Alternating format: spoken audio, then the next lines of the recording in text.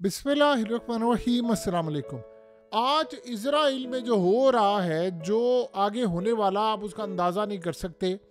कि आज आपको पता है कि कैदियों का तबादला हुआ है और जो इज़राइल में कैदी वापस आए हैं घरों को, उसके बाद अब इज़राइल पर इतना दबाव बढ़ गया है, इज़राइल में नेतन्याहू पर दबाव बढ़ गया है कि तुम रिज़ाइन करो और घर जाओ। क्योंकि जिस लेवल पर जाकर हमास की जानिब से जो इन्होंने काम किया है, उसने इज़राइल के सारे बयानिए को उड़ाकर रख दिया है। अब वहाँ पर जो कैंपेन चल पड़ी है, असल में हुआ यह है कि इत्तेहादियों ने आज देखा है कि जिस तरह आप सोचें इतनी बड़ी तादाद के अंदर, सबसे पहली बात यह है कि गाड़ी में बैठे हुए ये जो 4 खवातीन थी, ये आप अंदाज़ा करें कि ये लड़कियां कौन हैं। ये सारी की सारी इज़राइल की फ़ौज से हैं। अब सीन ये हुआ है, उनको जिस लेवल पर ला कर वो जिस तरह हाथ हिला रही थी, विक्ट्री का निशान बना रही थी, हमास के साथ वो खड़े होकर स्टेज पर उन्होंने जो काम किया है, इसके बाद अब जितनी पोजीशन आज नेतन्याहू की वीक हुई है, अब सीन क्या हुआ है कि ये मनाजिर देखने के बाद नेतन्याहू के इत्तेहादियों ने कहा है नेतन्याहू को कि तुम्हारे दिन गिने जा चुके हैं और उनमें से कुछ मिनिस्टर अब रिज़ाइन करने वाले हैं और कुछ लोगों ने फैसला ये किया है कि हम इनकी गवर्नमेंट छोड़ देंगे और नेतन्याहू की गवर्नमेंट बिल्कुल टूट जाएगी। अब यहाँ जो सिनेरियो सबसे बड़ा ख़तरनाक आया है कि जब ये लड़कियां बैठी हुई थी गाड़ी के अंदर, तो आप ये सोचो कि उन्होंने कहा हमास को, यानी अल-क़साम को, उन्होंने कहा जी आपने हमें खाना दिया, आपका शुक्रिया, बहुत सारे उसका शुक्रिया अदा करें। एक ने बड़ी अजीबोगरीब उसमें बात की, उसने कहा कि खाना और ये वो तो सारी बात हुई कि जो बमबारी से तुमने हमें बचाया है, इसराइल की बमबारी से। अब वहाँ जो सबसे बड़ा उलट काम हुआ है कि नेतन्याहू की जानिब से उनकी जो ख़ास तौर पर टीम है, वो प्रेशर डाल रही है इसके ऊपर कि आप एक इंटरव्यू दे दें कि हमारे साथ बहुत बुरा हुआ है, वहाँ पर बड़ा बुरा सलूक किया गया है, ये हुआ वो हुआ। वो इंटरव्यू देने के लिए तैयार नहीं। आप इमेजिन करें कि जो कैदी अब रिहा होकर आए हैं, उन कैदियों ने हमास को, उनमें से एक कैदी ने हमास को एक ऑफ़र की है कि फ़लाने ख़ास कैदी हैं, उनको आप रिहा कर दें पहले और उसकी जगह मुझे रख लें।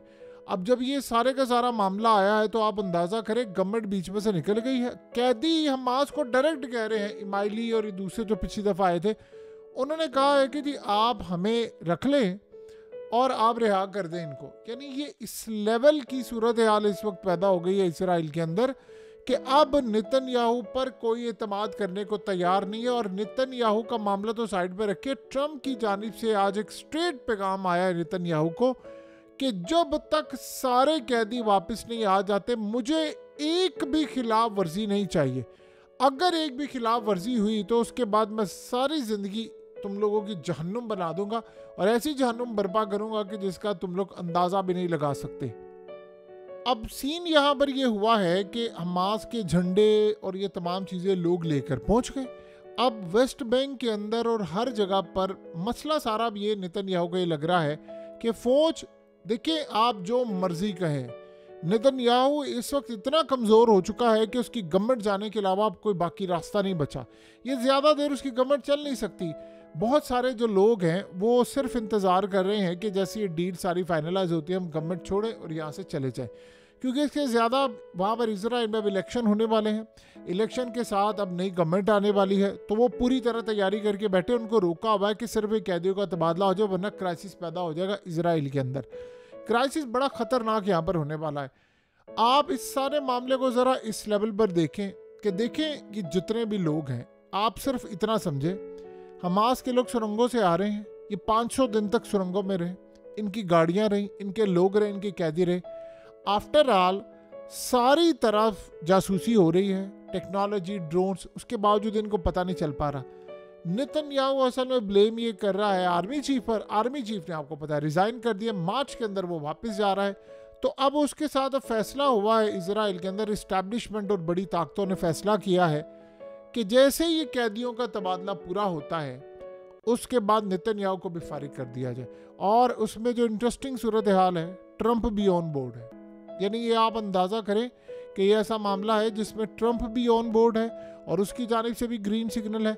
यानी वो ऐसा नहीं है कि वो कोई रिजीम चेंज करना चाह रहा है। आप ये सोचें कि अगर आप किसी को रोकते नहीं हैं, अमेरिका जैसा जो मुल्क होता है जो ट्रम्प की क़यादत में इस वक्त बहुत ज़्यादा स्ट्रांग है। यानी आप वो सोचें कि ट्रम्प $600 बिलियन उसने कहा मैं मोहम्मद बिन सलमान से ले रहा हूँ। $600 बिलियन कोई छोटी रकम है। तो आप अंदाज़ा करें $600 बिलियन वो वहाँ से ले रहा है। वो कहता मैंने $600 बिलियन नहीं लेना, मैंने $1 ट्रिलियन तुमसे लेना है। यानी आप ये सोचिए $1 ट्रिलियन वो डिमांड कर रहा है। वो कहता है 600 नहीं, $1 ट्रिलियन।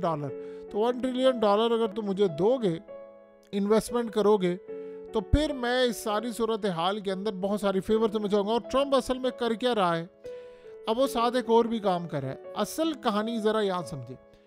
सऊदी अरब ने और कतर ने और दीगर ममालिक ने जो मिडिल ईस्ट में है, उन्होंने ट्रम्प पर डाला था प्रेशर कि आपने ये जंग बंद करवानी है गजा की हर सूरत, क्योंकि ये जंग फैल के अब सारे मुल्कों में फैलने वाली थी, पूरा मिडिल ईस्ट राख का ढेर बन जाना था।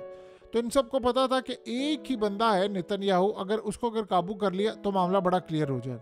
तो उन्होंने ट्रम्प को कहा कि तुम ये काम करो, हम इन्वेस्टमेंट करेंगे। और अमेरिका के अंदर जाहिर सी बात है $600 अरब अगर आप किसी मुल्क में इन्वेस्ट करेंगे तो वो आवाज़ जो लगती है उसका आप अंदाज़ा भी नहीं लगा सकते।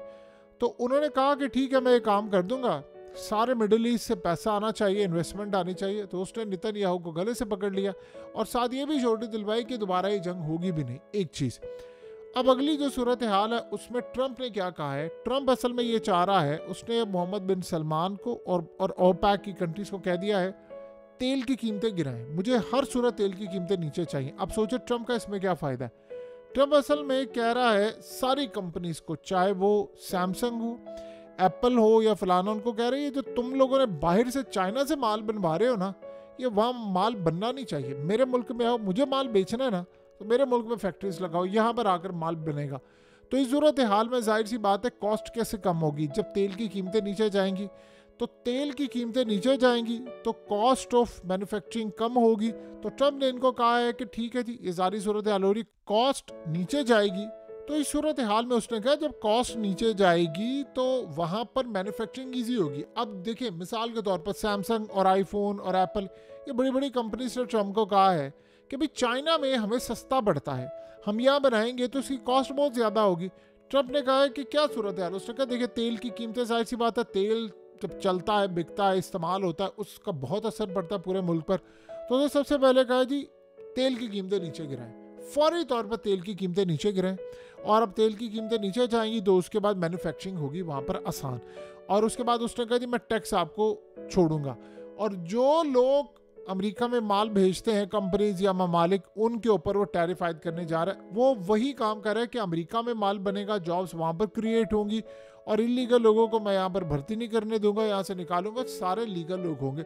ये पूरे का पूरा फ्रेमवर्क उसने असल में तैयार करके रखा हुआ है। अब वो इस पर पूरा काम कर रहे हैं। देखिए ट्रम्प ने आगे बढ़कर ये जो काम किया है यूक्रेन का मामला, अब जरा समझे एक और काम किया वो कर रहा है। वो अब चाह रहा है कि तेल की कीमतें सस्ती करने के लिए मैं 2 ममालिक का तेल मार्केट में फेंकूं, बड़ी तेजी के साथ तेल की कीमतें नीचे आ जाएंगी। और वो 2 ममालिक है रूस और साथ ईरान। अब इसराइल इस बात से खुश नहीं है नेतन्याहू, इसीलिए तो ट्रम्प चाह रहा है कि ये जैसे डील हो तो नेतन्याहू को सफाया हो जाए। अब वो करेगा क्या कि जब यूक्रेन की जंग बंद करेगा तो जाहिर सी बात है जंग बंद होगी तो फिर पाबंदियां भी हट जाएंगी रूस से। जब रूस से पाबंदियां हट जाएंगी तो उसके बाद व्हाट नेक्स्ट क्या होगा, वो तेल मार्केट में फेंकेगा। एक और मुल्क है ईरान, ईरान के ऊपर से पाबंदियां हटेगी तो वो भी मार्केट में तेल फेंकेगा। अब डिमांड एंड सप्लाई का रूल ये है कि जब ओवर सप्लाई हो जाती है तेल की कीमतें नीचे आती है। जब तेल की कीमतें नीचे आएंगी तो अमेरिका क्या पूरी दुनिया में महंगाई का तूफान नीचे आएगा। और जब नीचे आएगा तो मैन्युफैक्चरिंग सस्ती होगी। तो तब अमेरिका के अंदर जब चीज़ें सस्ती बनेंगी, मैन्युफैक्चरिंग मोबाइल से लेकर तमाम चीज़ें, तो फिर क्या होगा, फिर जॉब्स क्रिएट होंगी। और जॉब्स क्रिएट होंगी तो सारी दुनिया अमेरिका का रुख करेगी और अमेरिका की इकोनॉमी बढ़ेगी, वहाँ पर लोग इन्वेस्टमेंट करेंगे। ये उस बंदे का मास्टर प्लान है और इसीलिए उसकी राह में रुकावट डालने वाला एक शख्स है, वो है नेतन्याहू। उसको वो फारिग करना चाहता है, वो अब फारिग होने वाला है। ईरान जब खुलकर सामने आएगा, ईरान का तेल आएगा, दुनिया के अंदर जंगों की बजाय इन चीज़ों पर काम होगा तो अमेरिका कहता मैं लीड करूं। अब वो चाइना को टक्कर देना चाहता है तो चाइना को टक्कर देने के लिए अमेरिका में मैन्युफैक्चरिंग बड़ी ज़रूरी है। तो इस मैन्युफैक्चरिंग के लिए अगर उसको नेतन्याहू की कुर्बानी भी देना पड़े तो वो दे देगा। सो अब जो खेल शुरू होने वाला है वो बड़ा दिलचस्प है, बड़ा आला खेल है। और इसमें अब फैसला ये हो रहा है कि आज जो हो गया है उसके बाद नेतन्याहू को घर जाना है और उसका घर जाना बनता ही है। अगले कुछ अरसे के अंदर हालात आपको ऐसे नज़र आएंगे कि यहाँ से होस्टेज जो डील है, इन कैदियों का तबादला और ये सिलसिला ही ख़त्म होगा और उसके बाद नेतन्याहू की गवर्नमेंट भी चली जाएगी और अगले इलेक्शन में तो ये बिल्कुल भी नहीं जीतने वाला। कुल मिलाकर अगर सूरत हाल का जायज़ा ले तो आज का दिन इतना भारी था नेतन्याहू पर कि आप उसका अंदाज़ा नहीं कर सकते। जब ये लोग आते हैं, लोग इनसे पूछते हैं तुम्हारी फौज इनको ढूंढ क्यों नहीं पाई।